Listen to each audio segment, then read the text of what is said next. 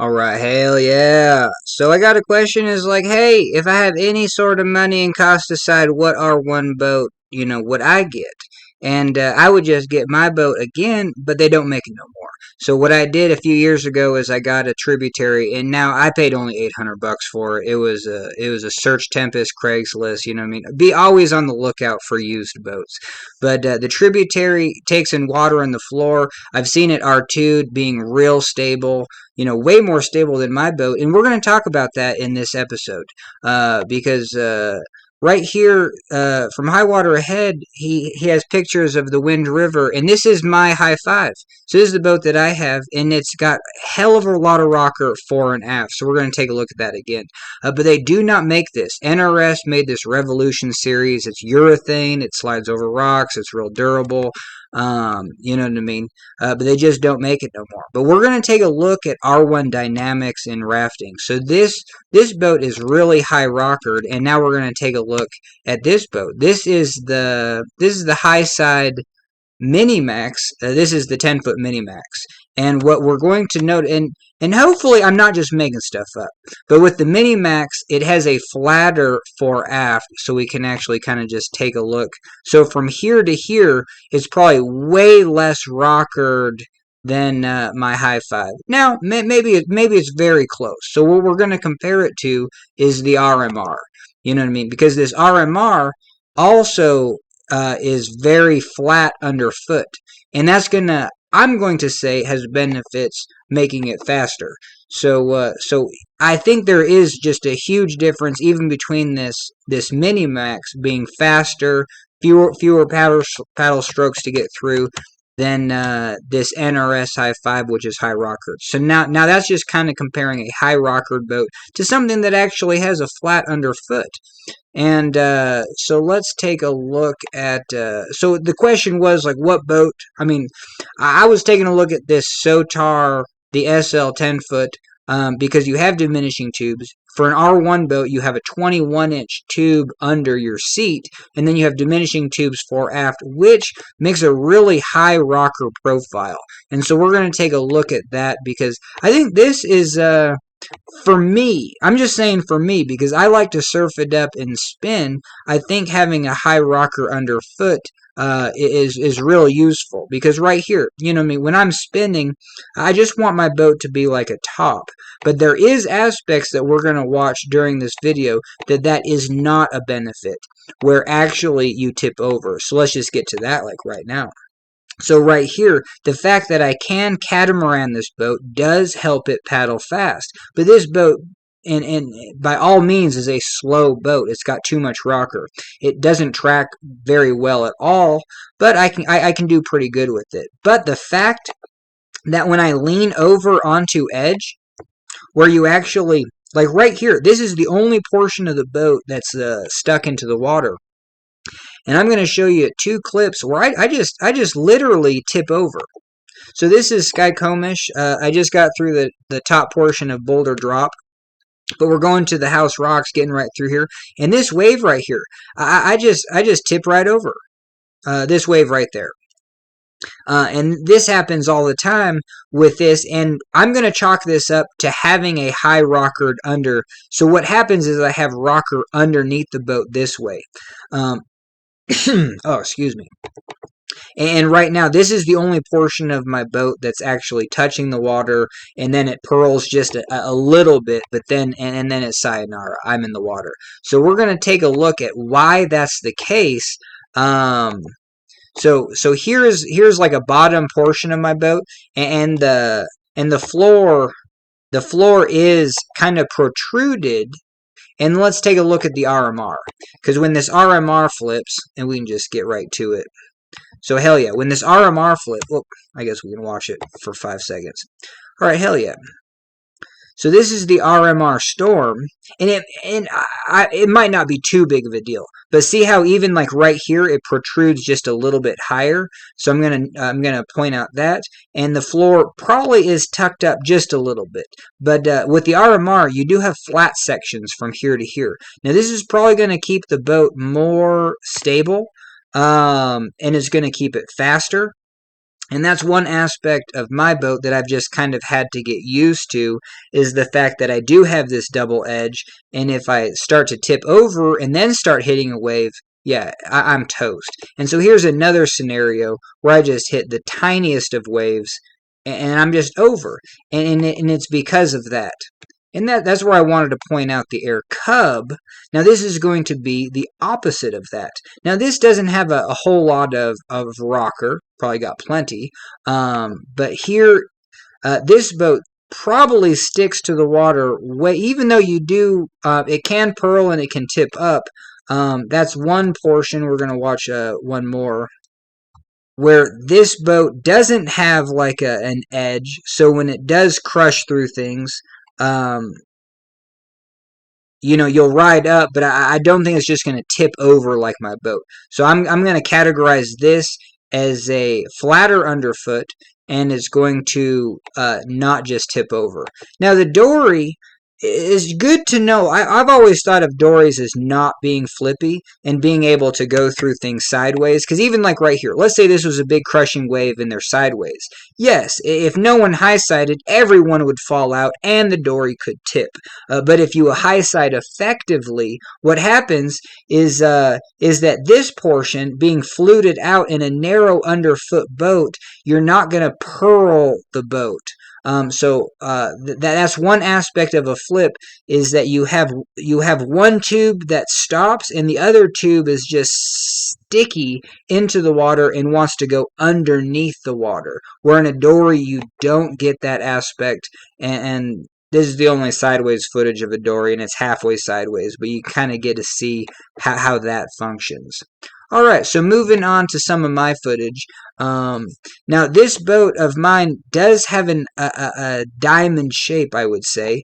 And, this aspect is just the fact that it's just hella rockered, and even side to side, I'm able to side surf off like big waves. And this was a fun one. You know what I mean? Even just going in with low momentum and being able to surf and surf sideways, I attribute that to having a floor protruded, no edges to catch.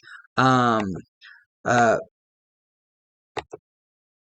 here's one aspect of a high rockered boat. So this is Horsetail Falls, and my objective is to get from, we're going to watch this one more time.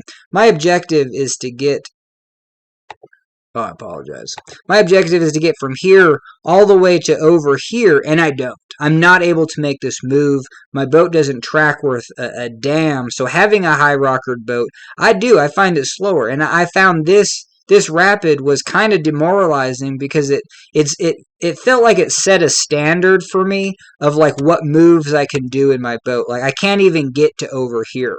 And I think I can at most water flows today, but even like right now, in between 5 and 10,000, I do not hit this wave. I go right to the left of it, and there's a seam right through there. But if you do hit that wave, I surf way far over to the left, and I wouldn't want to tip out, because there are some nasty rocks that if you swim, you're going to get your legs just bashed in, and it could be pretty severe.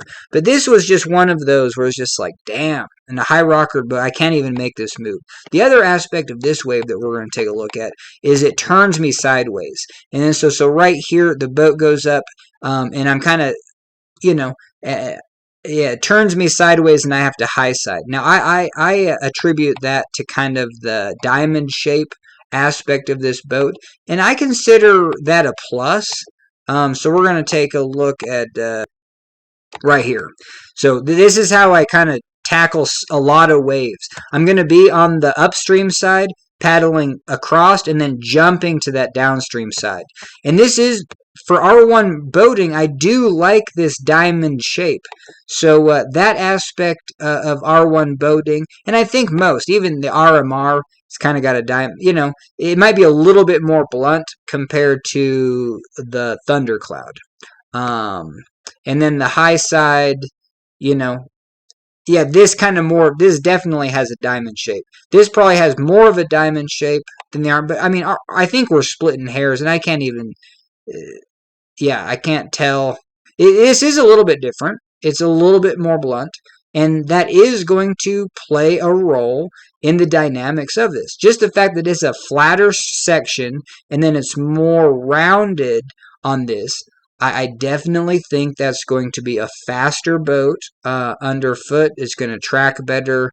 Um, uh, but also, if you're trying to spin on some waves, it's not going to spin as fast. So when I'm surfing, I really like to be able to use these edges to catch and spin.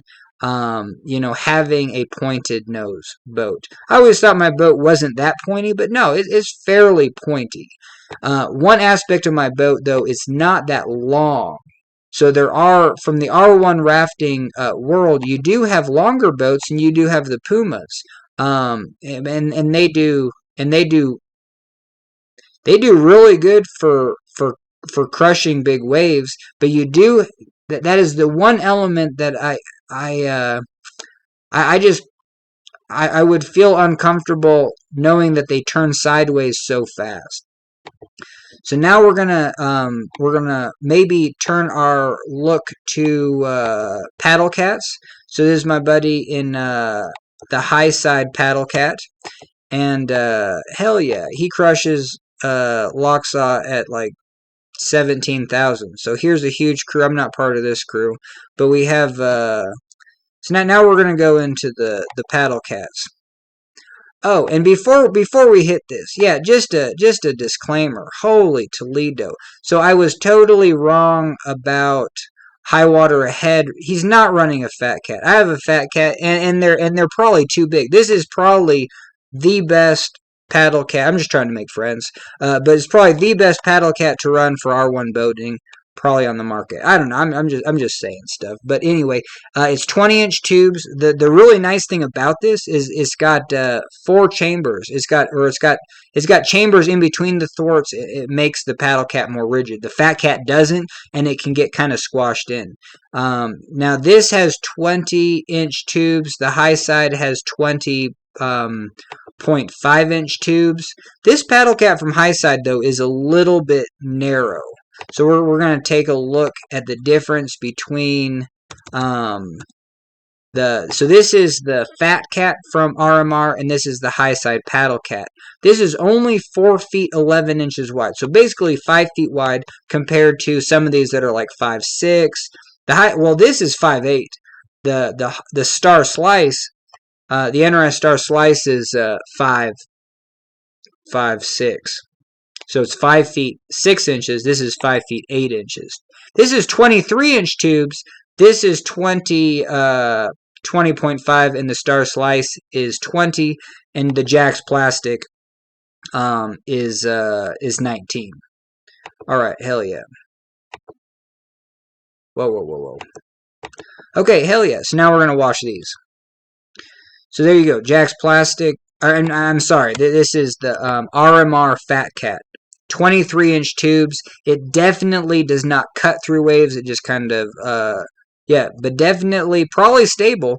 And then just for paddling R1 wise, this paddle cat's a real good choice. He be crushing it, and it's a little bit. It's definitely long. It's 12 feet 3 inches long. So that's something to get used to, but it's going to be a lot faster. If you're just getting to R1 and you want to go as fast as possible, this is it, which is huge advantage of making must-make moves. Just the fact that you have some speed. All right, hell yeah. And then you have the 10.5 Storm. And you just get clobbered right there. Most everything gets clobbered right there at Locksaw. But one aspect of that R2 combo that you can do on this wave is this is a fine angle as long as both people high side. Like I said, you're trying to, just like I would run R1, try to hit this portion of your boat, but then go for the high side. Because a sideways boat is going to be more stable as long as you can put it on edge and high side into the wave.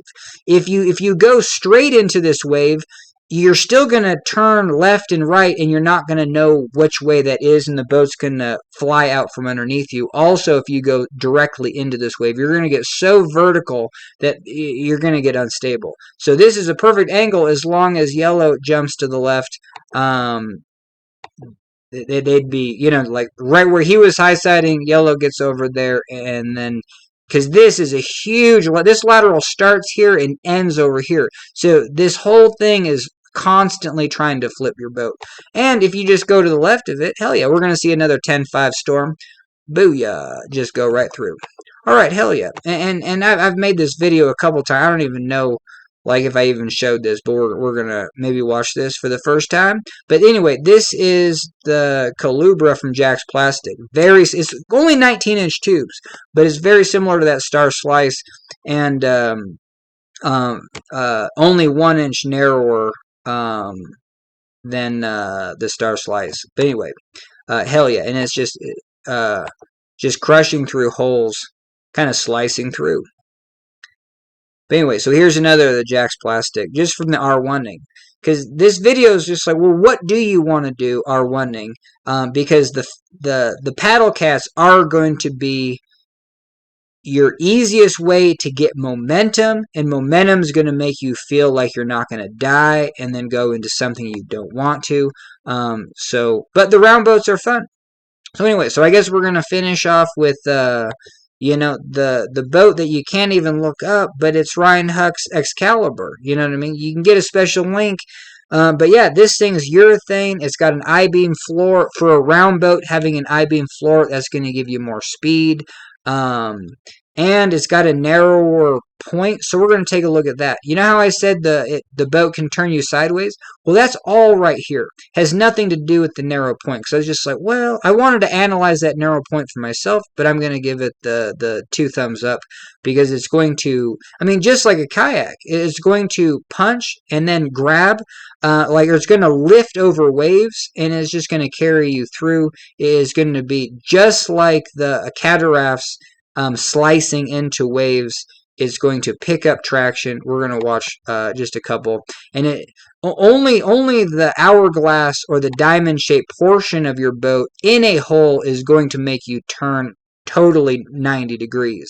But this pointy end, hell yeah. Alright, hell yeah. We're going to watch Ryan crush with that pointed nose, and it really does. It stabs, it climbs over. And like I said, we're going to watch this one more time, because like I said, look at this angle, like this side of the boat, the hourglass or the diamond side of the boat, is what's going to be your edge, that's either going to climb or direct your motion through a wave, or wanting to turn. It's not the very pointy part. The pointy part is going to be much like a cat tube that's going to be very beneficial to stab through, and we're going to watch that one more time. To stab through these waves, it's going to lift that portion of your boat, and it's going to allow you to climb and get through. So it's no coincidence that Air puts a pointy nose on some of its whitewater boats. So hell yeah, I just wanted to point that out as well. So hell yeah, thanks for joining me. I think we did it. So for sure, hell yeah. Alright, so yeah, that's it. Thanks for joining me, and that's the video.